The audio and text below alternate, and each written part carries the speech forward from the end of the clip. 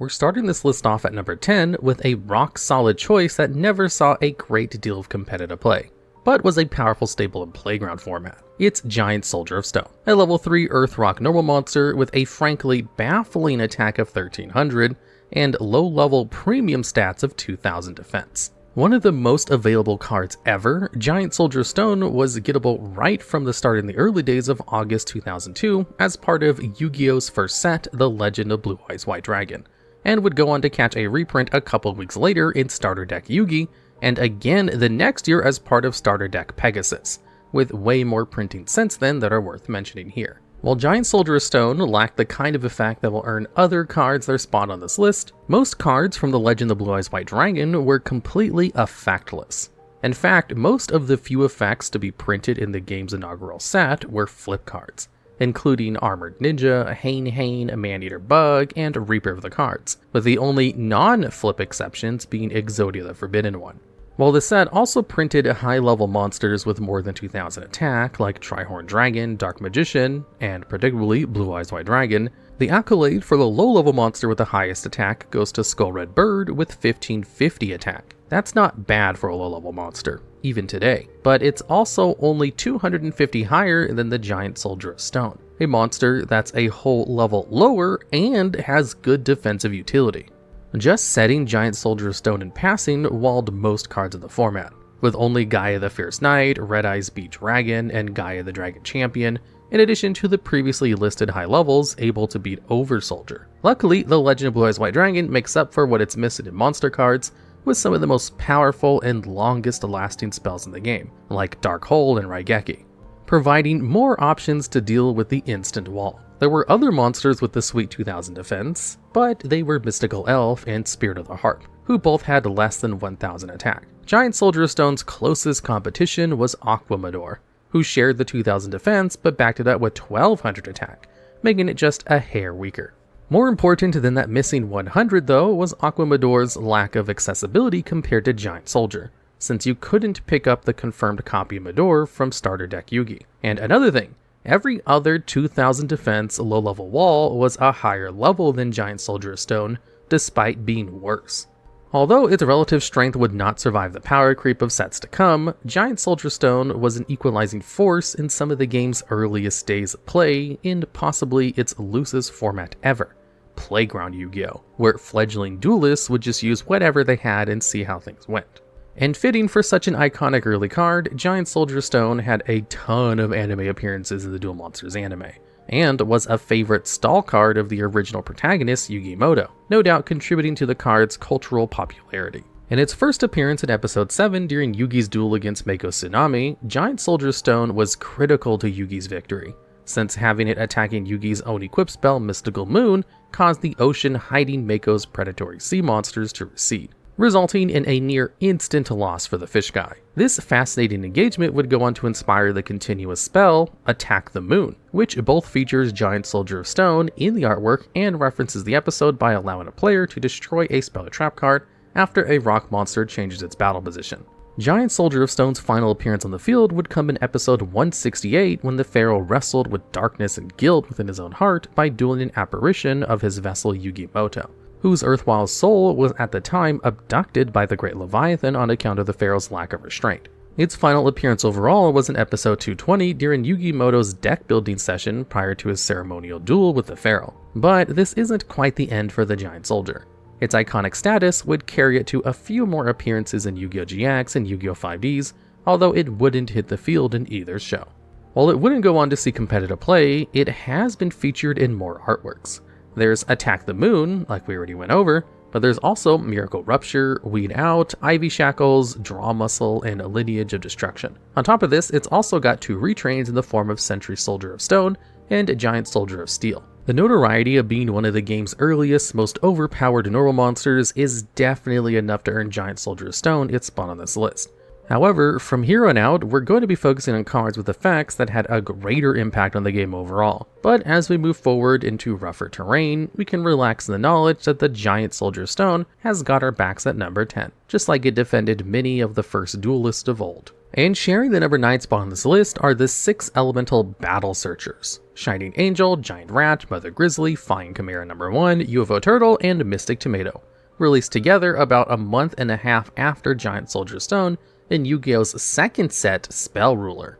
They're all level 4s with 1400 attack and defense that ranges from 800 at the low end and 1200 on the highest end. Their effects are all technically different, but complementary in that they all accomplish the same thing for their different attributes, which is why there are 6 of them, 1 for each minus Divine. When Giant Rat is destroyed by battle and sent to the graveyard, you're able to special summon any Earth monster with less than 1500 attack from your deck in attack mode.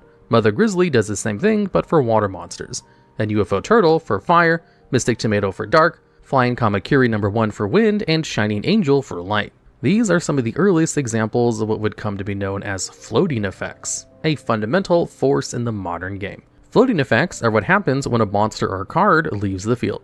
Being able to dark hole or battle your opponent's monsters away doesn't mean much when destroying their Silent Magician causes it to float into a copy of Silent Magician level 8 from the deck. While the floating effects of the Elemental Searchers from Spell Ruler are quite conditional in that they only activate after being destroyed by battle and sent to the graveyard, future evolutions of the concept would have much more difficult to circumvent triggers like leaving the field because of an opponent's card. Still, in those early days, there were less tools for sending cards to places that weren't the graveyard, like Banishment, the hand, or back to the deck. Hane and Penguin Soldier can only do so much heavy lifting. Perhaps the best facet of the Elemental Battle Searchers was that since they all had 1400 attack and could search monsters with 1500 or less, they could search themselves. A UFO Turtle destroyed by battle can float into another UFO Turtle that can float into a third UFO Turtle, if you've got that many, before floating into something else. Your life points weren't totally safe since these searchers had to special summon in attack position, but 1400 is a decent chunk, especially when repeatedly subtracted from damage you would have taken. While they're nothing you'd consider competitive today, the fact that they had a completely generic search beyond the attack and attribute constraint gave them a lot of potential synergies. In particular, Shining Angel Mystic Tomato saw considerable competitive play, which is understandable since light and dark have historically been the game's strongest attributes. Mystic Tomato in particular saw use in many decks, including Insectors, Zombies, and Teledad. The fact that these searchers don't have a level restriction even means that you could use Mystic Tomato to search a low attack level 10 like Yubel. Truly cunning duelists would even foist their elemental searchers onto their opponent with cards like Creature Swap and Mystic Box before attacking over them for a free floating search. And reigning over the number 8 spot on this list is King of the Swamp, a level 3 water aqua monster with 500 attack and 1000 defense from the 2004 set Ancient Sanctuary. In addition to ruling swamps, King of the Swamp also lords over Yu-Gi-Oh's early days fusion support. One of the biggest troubles with fusion monsters hasn't changed since the very beginning. Searching out 2 or more specific names, plus a polymerization or lookalike to summon one monster from the extra deck is incredibly resource inefficient. This became very quickly evident through the popularity of cards that made accessing the fusion deck easier, like Metamorphosis and Cyberstein. This is another trend that would continue with instant and ready fusion, but King of the Swamp was an excellent piece of early polymerization support that went toward making fusion strategies playable. So what does it do? Well, firstly, it can activate from the hand, discard itself to search out polymerization from your deck. This alone would make it worth consideration for fusion decks in the time-gated format, since it's basically just a fusion sage you can use to thin your deck, but with the option to set in defense position if you badly needed a body.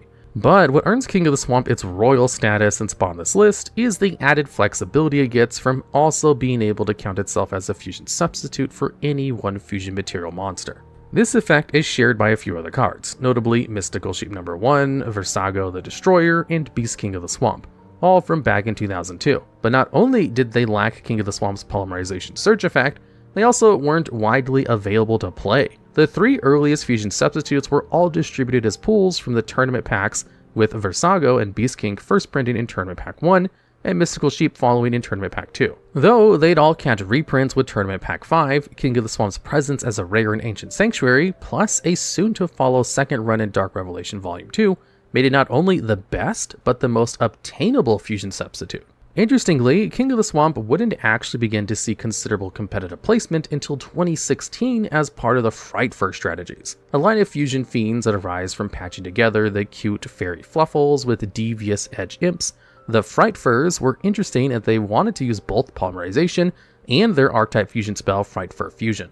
Polymerization was great for getting your Fluffles and Imps into the graveyard, which is where Fright Fur Fusion would then banish them, to call out more powerful monsters from the extra deck. Not only could King of the Swamp search Polymerization, but it could benefit from Fluffles like Owl and Cat, who could also search Polymerization, freeing King of the Swamp to act as a substitute for Edge Imp Sabrus or other materials specifically mentioned by Fright Fur monsters. From there, King of the Swamp would also see niche experimentation and strategies to come, particularly Tearlaments.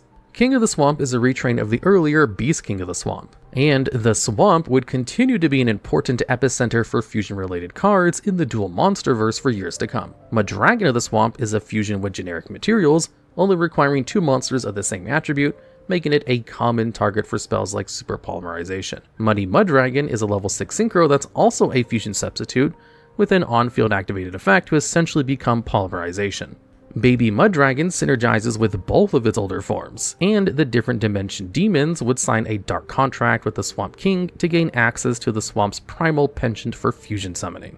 King of the Swamp had 1 appearance in the Yu-Gi-Oh! GX anime used against Jade and Yuki in episode 158 by Truman, who was able to leverage King of the Swamp's substitute effect to have it act as Red Eyes Black Dragon in a big play to summon Meteor Beat Dragon. Flip effect monsters aren't known for being particularly powerful within the game of Yu-Gi-Oh! While they saw some play in the earlier days when the pace of the game was friendlier towards effects that take time to activate, it's hard to rely on a card that might or might not go off on turn 2 when many games are over before turn 3. Even flip monsters that seem wildly powerful, like mimicking Maneater Bug, are kind of blah.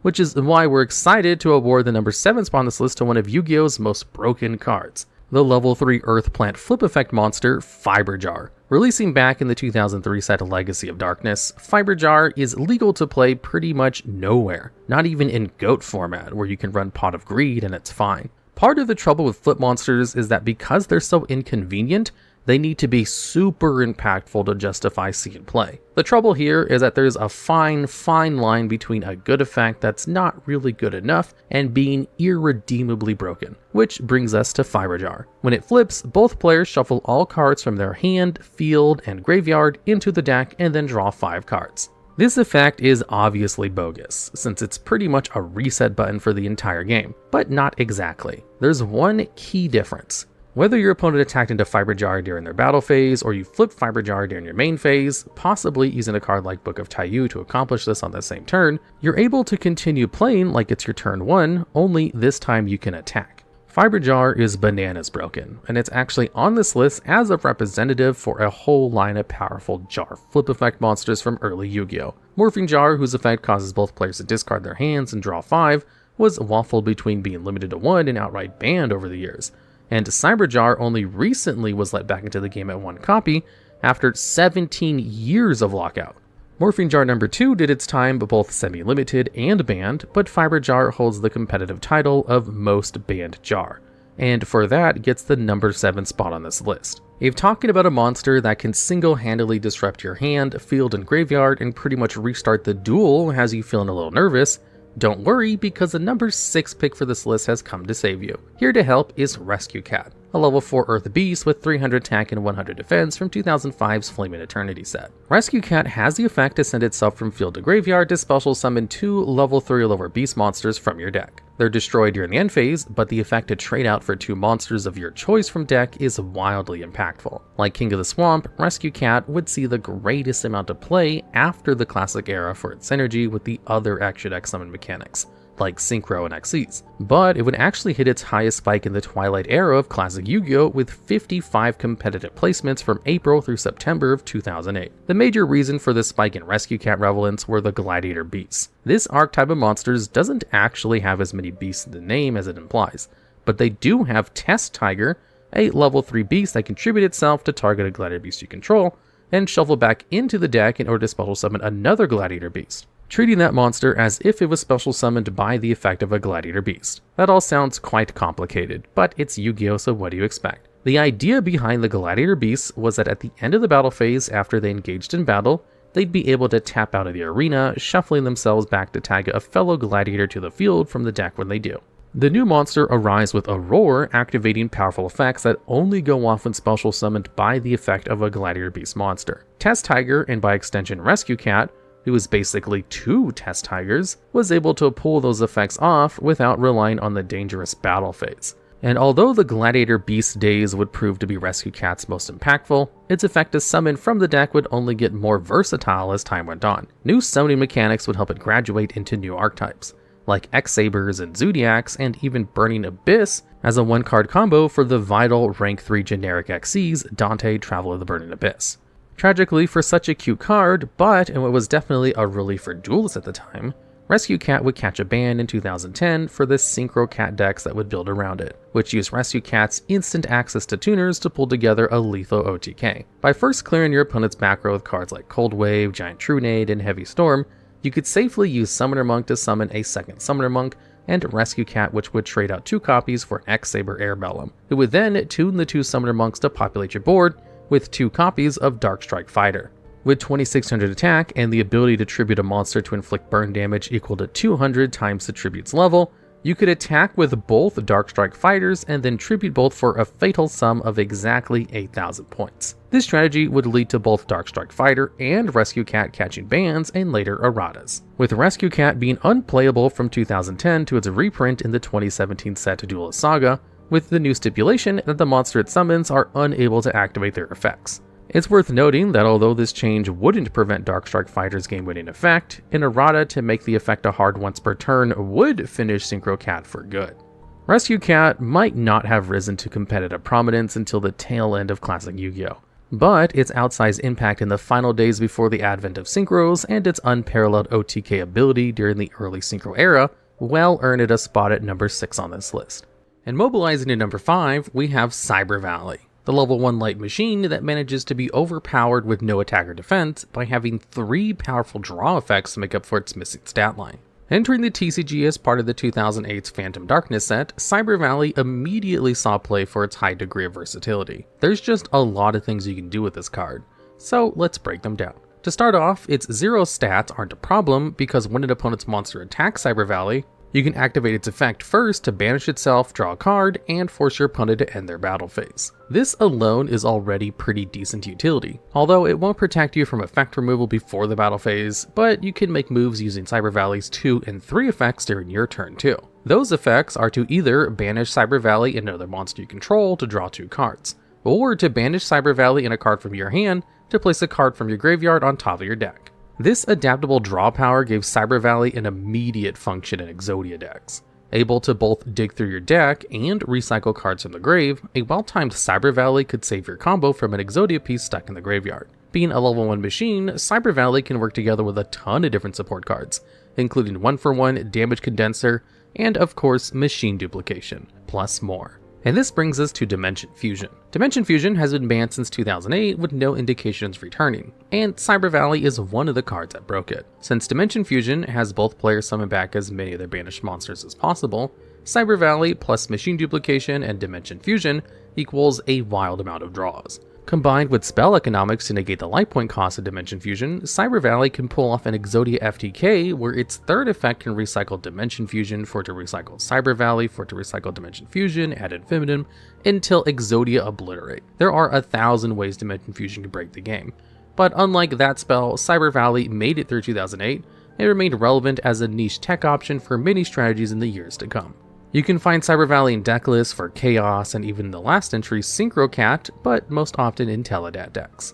Used by the Cyber Dragon duelist Zane Truesdale, Cyber Valley makes its on-field appearance in episode 148 of the Yu-Gi-Oh! GX anime during Zane's duel against the Yubel-possessed Jesse Anderson, where it would help Zane bide for time and plays, but unfortunately not enough to save him from losing the duel. Interestingly, this card's name is likely a mistranslation on account of the similarities between R and the L sounds in Romanized Japanese. Cyber Valley's name in the OCG is actually Cyber Vary, short for variation, which probably refers to variable ways you can use the card to arrange and pull from your deck. And at number 4, we have Thousand Eyes Restrict. A level 1 Dark Fiend with 0 attack and defense, this fusion monster and cover card from the 2002 set Pharaoh Servant left an impact on the game deserving of the ace monster of the Yu-Gi-Oh! Anime's first major antagonist. Thousand Eyes Restrict was the first fusion monster in Yu-Gi-Oh! To print with an effect, and it came out of the gate swinging. swinging so hard that it actually would be banned for about a decade, from 2006 to 2016. Its release back into legal play is cheekily referenced on the card art for the Continuous Trap Summon Gate, which shows a confusingly adorable Thousand Eyes Restrict bidding fond farewell to the other banned cards as it's released from quarantine. But what made it so ban-worthy in the first place? Well, it's a powerful walking floodgate that prevents other monsters from changing battle positions and declaring attacks. On top of that, Thousand Eyes Restrict can target an opponent's monster and absorb it as an equip card, gaining stats equal to that monster's attack and defense. While it doesn't have any effect destruction protections, making it vulnerable to spells like Raigeki and Dark Hole, if it would be destroyed by battle, it can send the equipped monster instead, freeing it up to suck up another new creature for its juicy attack. Unsurprisingly, this battle protection effect doesn't come into play as much as the other effects, but locking opponent's monsters in attack position does help open the option to attack into an opponent's stronger monster, and then equip the attack target during your main phase 2 if you haven't already used Restrict's equip effect that turn. Thousand Eyes Restrict's powerful effect is in part justified by the fact that one of its materials is the ritual monster Relinquished, which was probably intended to make Restrict harder to access. But by virtue of being an unfuture-proofed level 1 fusion, Thousand Eyes Restrict is very simple to cheat onto the field. Banned in the modern game, this spell Metamorphosis tributes a monster to special summon a monster at the same level from the fusion deck. Since tokens are commonly level 1, metamorphosing a token into Thousand Eyes Restrict is a common strategy in GOAT format, where Metamorphosis is still legal. Magical Scientist is banned in both the modern game and GOAT. Otherwise, it'd be another way to crank out Restrict. You can even use Cyberstein's expansive effect if you're desperate. But why was Thousand Eyes Restrict banned in 2006? Metamorphosis, Magical Scientist, and even Cyberstein didn't exist at the time in the format.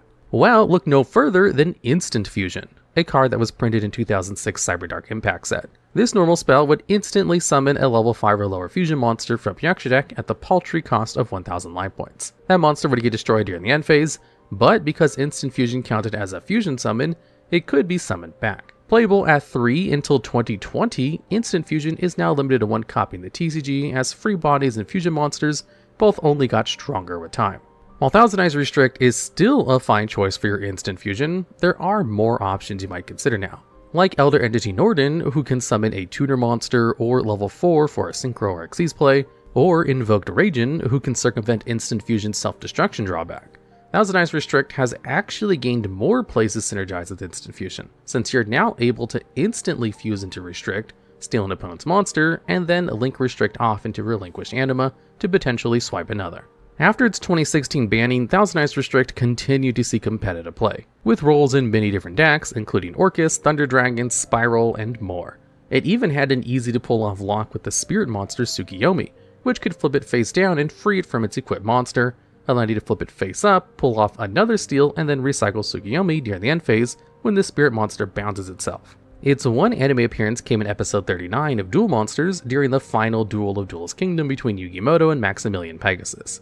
After hitting the field and immobilizing Yugi's monsters, Pegasus attempted to use Thousand Eyes Restrict effect to absorb Magician of Black Chaos, but would fail when Yugi activated Multiply to bury the Eldritch monstrosity in explosive Karibos. And at number 3, it's no lie. For this list, we have Honest, a level 4 light fairy with 1100 attack and 1900 defense from 2008's Light of Destruction set. Like many of Yu-Gi-Oh's most powerful cards, Honest is a monster that can reactively activate its effect from the hand, a hand trap if you will. During the damage step, when a light monster you control battles, you can discard Honest as a quick effect to have your monster gain attack equal to the attack of its opposing combatant until the end of the turn. This essentially turns a losing battle into a direct attack on your opponent's life points that their monster won't survive. It's almost like a combined Magic Cylinder and Sakuretsu Armor, but way better because you don't have to worry about Honest getting cleared by back row poppers like Mystical Space Typhoon and Cosmic Cyclone.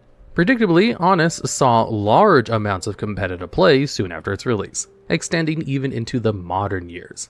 Honest's competitive relevance rises and falls to coincide with the strength of light decks, since those are the strategies it can work with. It's seen consistent use in most light strategies to carve out a place in the meta, including Lightsworns, Agents, Cosmos, Bujins, Stellarknights, Trickstars, and more. Even chaos variants of dark strategies like Shaddolls, and by one brave top 8 duelist from Minnesota Regional 2014, a chaos strategy built around Saphira, Queen of Dragons. While Honest's hand effect is definitely the one that had people sliding it in their decks, Honest's on-field effect is a nice complement. During your main phase, you can bounce Honest from the field back to your hand. So, if you revive an Honest that you have sitting in the grave, you can recall it back to prepare for another damage step discard. Honest was a pivotal card and character of the 4th season of the Yu-Gi-Oh! GX anime. Originally being the dual spirit partner to the Obelisk Blue student named Yusuke Fujiwara, Honest's card was removed from Yusuke's deck purposefully to protect it from the corrupting forces of the deep darkness that Yusuke was studying. This doesn't go particularly well, and after corrupted Yusuke goes missing, Honest masquerades as the AWOL student. In episode 159, Jowgen sees through this, and in episode 160, Honest is forced to flee back into its card after getting hurt by Truman, who duels Jowgen and ultimately loses when Honest's effect lets Jayden's Elemental Hero Neos beat over 5-headed dragon. In episode 176, Jowgen and Jesse Anderson engage in a triangle duel with Yusuke, who is corrupted by Night Shroud, but they're ultimately able to banish Yusuke's darkness by returning the spirit of Honest to him. Interestingly, the qualifications for the anime effect of Honest are that the target must be a level 7 or higher warrior rather than a light monster, but the only targets that benefit from Honest's effect in the show were Elemental Hero Neos and Rainbow Neos, who are both light attribute anyway. What's that tapping at the chamber door? That would be this list's number 2, Yata-Garasu, a level 2 Wind Fiend Spirit with 200 attack, 100 defense, and almost 20 years on the Forbidden list. First printed in the 2003 set Legacy of Darkness, Yata-Garasu is often thought to be the reason Yu-Gi-Oh's Forbidden list was created, though Sangan and Witch of the Black Forest caught their ban slightly earlier. Still, despite being limited to 1 copy from the start, it was quickly apparent that 1 copy of Yata-Garasu was too many, and halfway through 2004, Yata-Garasu was forbidden, and there it would remain, ironically locked out of the game for the sin of locking other players out of the game until 2022, when Konami dabbled with the releasing Yata-Garasu at 1 copy, before eventually letting the infamous Spirit Bird flourish at 3, where it remains today. But Yata's freedom is tenuous at best, and all it takes is the right card to break the bird and it would definitely find itself rebanned.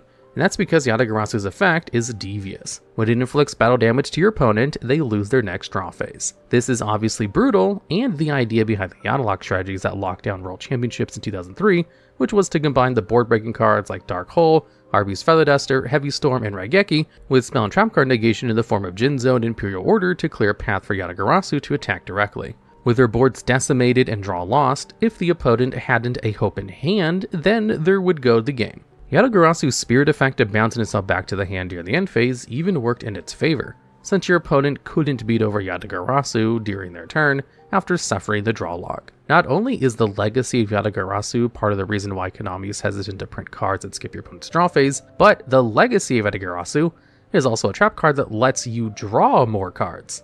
Usually only 1 card, making it almost just a cooler Jar of Greed, but if your opponent controls a spirit monster, you get to draw 2 instead. Hey, now that Hebo Lord of the River is in Duel Links and you can make your opponent's monster become spirits, maybe the legacy of Yata-Garasu's double draw will be good there, but probably not. There's also the spiritual retrain of the bird spirit to Magispector Corrupt Yata, that's worth mentioning as well, plus the Ore of Yasaka that Yata-Garasu is depicted holding, and its cameo appearance in Tour Bust of the Forbidden Realms, alongside fellow Forbidden card Zangan, Rescue Cat, Cyberstein, Magical Scientist, Mistake, and Tribe Infecting Virus. There's actually even a sequel to the card called Shared Ride that includes the Angel from Graceful Charity and one of the Delinquent Duo. Yata-Garasu has 1 anime appearance in episode 117 of the Duel Monsters anime, used by Noah Kaiba against Yamayugi near the end of the Virtual World arc. With Yugi only having a set monster to defend his life points, Noah summons Yata-Garasu with the intention of draw locking the Pharaoh, but this would ultimately fail since Noah's Shinato, King of Higher Plane, had too much attack to destroy Yugi's set obnoxious Celtic Guardian. And sharing the number 1 spot on this list are 2 wildly powerful low attack monsters from the classic era of Yu-Gi-Oh! That do pretty close to the same thing. Since they have similar functions, they'll hold this spot higher, and we're pretty confident that no other card will be able to special summon itself to take it from them. And yep, the number 1 spot goes to the summoning floodgates on legs, Fossil Dyna Pachycephalo, and Jowgen the Spiritualist. Pachycephalo is a level 4 Earth Rock with 1200 attack and 1300 defense, and Jowgen is a level 3 light spellcaster with 200 attack and 1300 defense. While Pachycephalo is generally considered to be a better monster, it didn't release until May of 2008 with Light of Destruction,